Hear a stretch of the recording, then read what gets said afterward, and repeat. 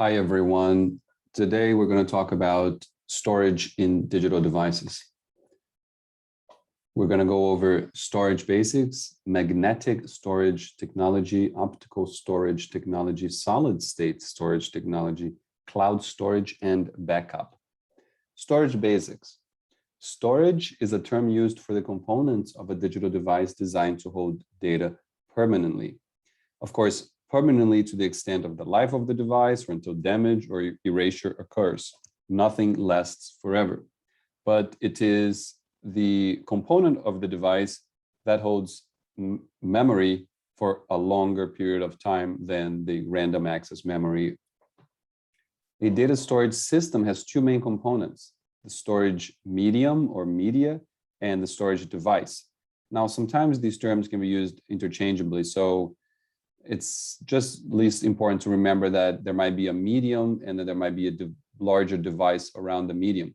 So different kind of media are CDs and DVDs, which are optical storage systems, and then the flash drives, solid state drives, hard drives are magnetic, optical, and then solid state memory cards that contain data. So this is the kind of medium, the type of chemical itself, and so on. And then device is the overall mechanical apparatus that records and retrieves data from into a storage medium. So for example, a hard drive can be called both the medium and the device in a way, but actually the medium would be something more like the magnetic strip and so on. That's the media itself. So those terms are kind of used interchangeably.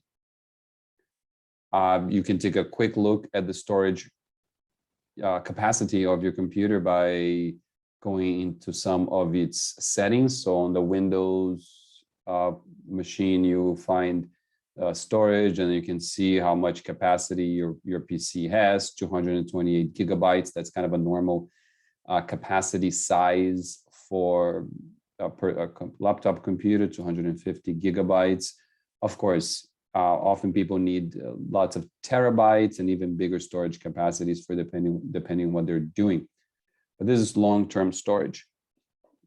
Storage quality criteria. So each storage technology has its advantages and disadvantages across several relevant criteria. Some of these are durability, which is the resistance to damage from handling and environmental factors such as dust, humidity, heat, and cold. Can be measured in lifespan or in write cycle. So your average lifespan. So for example, like a CD compact disc is not very durable actually. Or in some cases it may be because it can be protected, but there are different ways to measure it. Write cycles, the number of times data can be written and revised. In some CDs, data can be written and revised several times, but usually it gets damaged. It's once again, all these digital devices, they do not run on magic. They really just run on electricity and physical systems and components. Dependability. Dependability is the dependability of the storage device. It can be measured by mean time between failures. That's kind of a technical term, mean time between failures. Once again, kind of like average time of how often the particular device may fail. Cloud storage device dependability can be measured by what they call uptime, so the percent of time the service is accessible. Service may not always be accessible, so if you calculate over time how often it is, you can kind of get a measure of dependability. Speed, the rate at which data can be stored or accessed. Some devices are faster than others, and that might be an important consideration to store the data and to retrieve it. Can be measured by data transfer rate, the number of bytes per second that are read or written by the storage device. And if it's a rate, you're usually going to see some kind of hertz measure, megahertz, gigahertz, and so on. Capacity, the amount of data that can be stored, usually measured in gigabytes or terabytes. So because that's the capacity itself of the memory. And bytes, of course, come from bits. And so this is giga is a billion bytes. Bytes is 8. So you got to find out the bits. You've just figured out the math. Cost, the price of, let's write it down, billion gigabytes. And then terabytes is trillion. The price of the storage device and media usually expressed per gigabyte. So that's a cost, is another kind of quality criteria or another criteria for evaluating storage devices. Magnetic storage technology. Magnetic storage technology is used for desktop and laptop hard disk drives, as well as the storage device used in enterprise computing installations and cloud services. So it's very common, widely used technology, magnetic storage technology. Magnetic storage represents data by magnetizing microscopic particles on a disk or tape surface. A hard disk drive contains one or more platters and their associated read-write heads. A hard disk platter is a flat, rigid disk made of aluminum or glass and coated with magnetic iron oxide particles. A read-write head mechanism in the disk drive magnetizes particles to write data and sense the particles' polarities to read data. And I think I have an image here. There we go. So it almost looks like an optical drive for a CD-ROM, but it's not. This is actually the hard drive. This is the hard disk drive of magnetic technology, but it still uses this kind of platter device object and these kind of, well, they call it actuator and the read-write head to read the content, read them from the magnetic strips, or just write to them.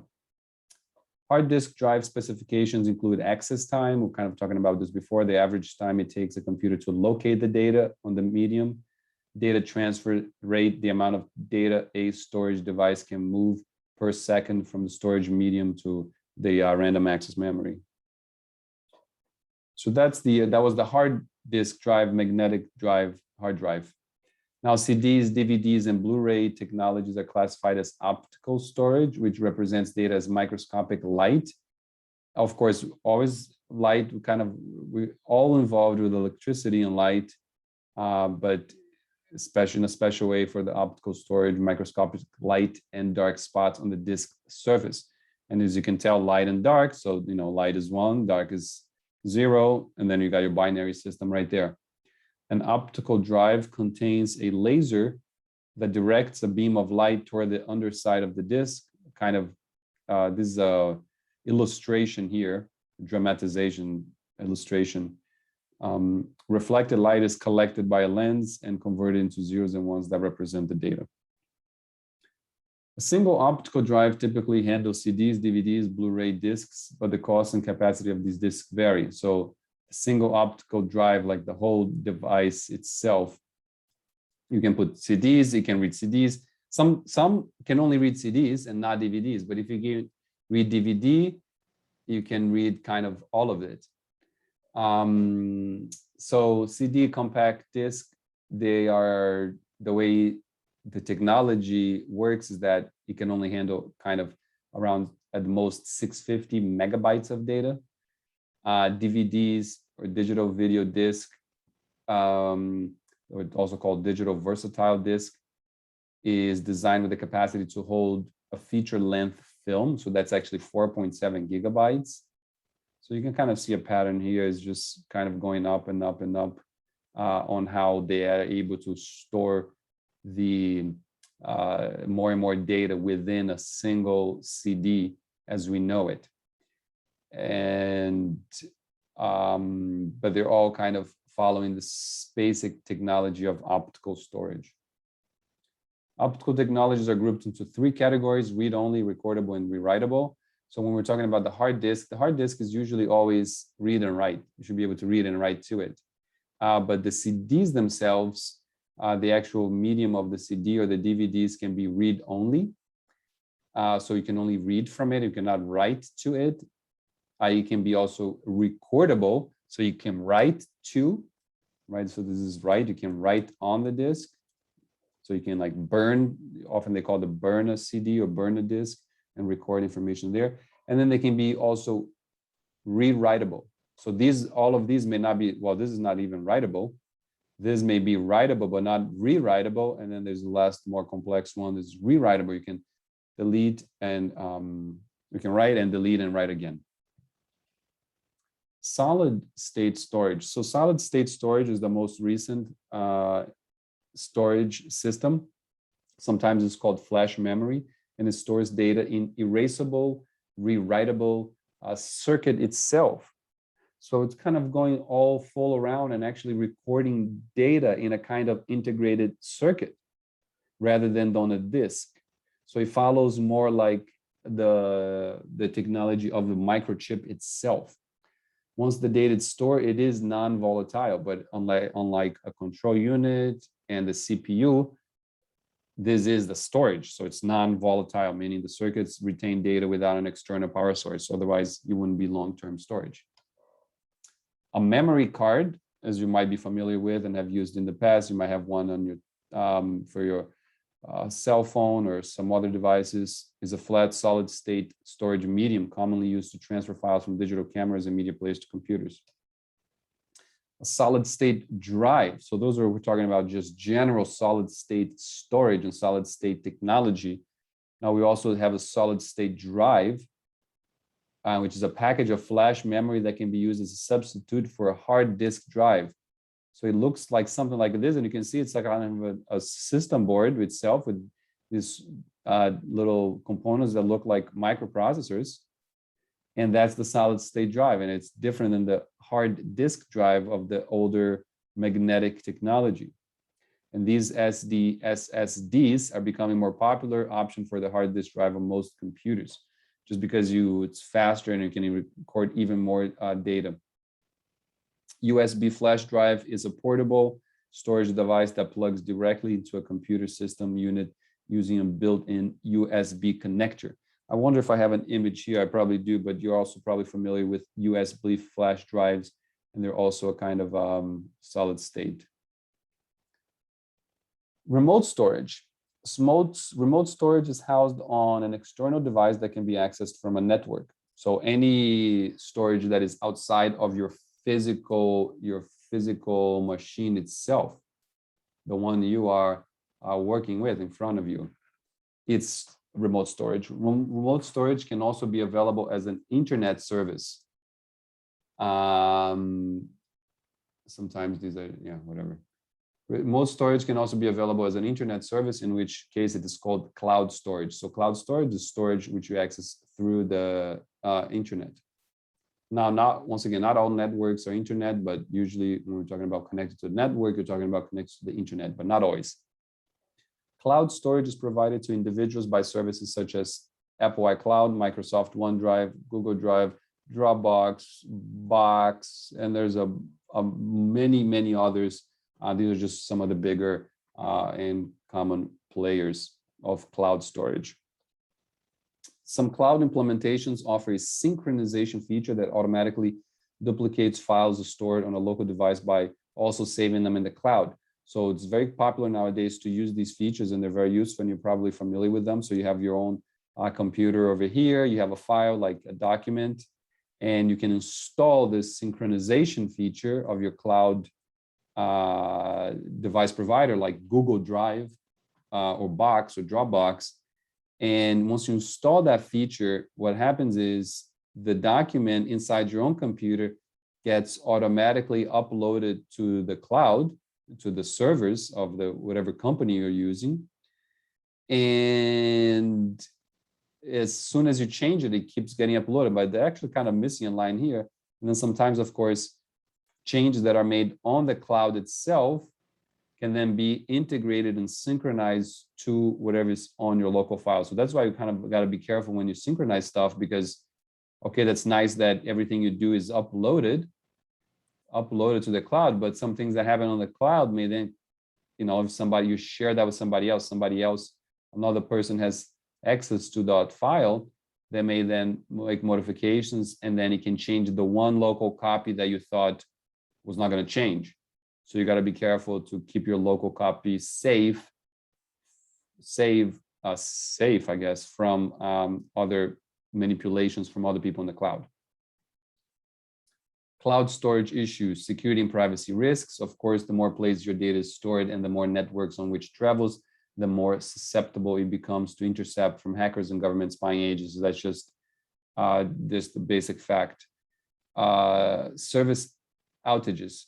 When a cloud storage site has an outage, all the data stored there becomes temporarily inaccessible, right? So there are issues when you have your data in the cloud, but sometimes, of course, your own computer may have outages. So, and your computer may be susceptible because you don't have the technology and the resource to keep it backed up and safe. Same with the security and privacy. So you might be actually more at risk for security than a cloud storage device, but of course they are too. Discontinuation of service. So sometimes, if a firm breaks or they no longer provide a service, if your stuff is elsewhere, you need to make sure, well, how are you going to get it? If you're running a business or something, you have very important data. You need to make sure that your cloud storage is there for good and it's reliable. Of course, this is where backups come in. The cloud storage is a chance for you to back up the data, but you may also have additional data backups to ensure you prevent any risk to your data. Backup is a copy of one or more files stored in case the originals become damaged or lost. Figuring out what to back up is important. You cannot back up everything all the time, so you need to understand how often things get backed up, what gets backed up, what doesn't get it, and so on. For example, you can back up a whole operating system. The operating system is required to store your device, but a backup copy might not run if it is unauthorized. So you have to understand how that works. If you are able to actually install your operating system again, all the software, all the applications, programs, if your computer dies or your computers die, what you're going to do about the programs? Do you need to reinstall the programs? So that can be difficult. So it's not just the files themselves. It's not just the files themselves, right? They get stored in the backup, and the numbers, the databases, and so on. It's also the software, the operating system, the data files, as I'm mentioning, but also things like settings and accounts and profiles and customizations that were done. So all of these can be lost, and that's why it's really important to back up content. Of course, certainly if you are operating some kind of business, but also for your own personal records. When deciding on what to back up, know what's important and ensure that current versions exist on more than one storage device. So once again, knowing what to back up, how it is being backed up, what kind of technologies are being used, how reliable it is. Backup hard disk to cloud. You can back up your stuff to your own hard disk, but you can then go to a cloud.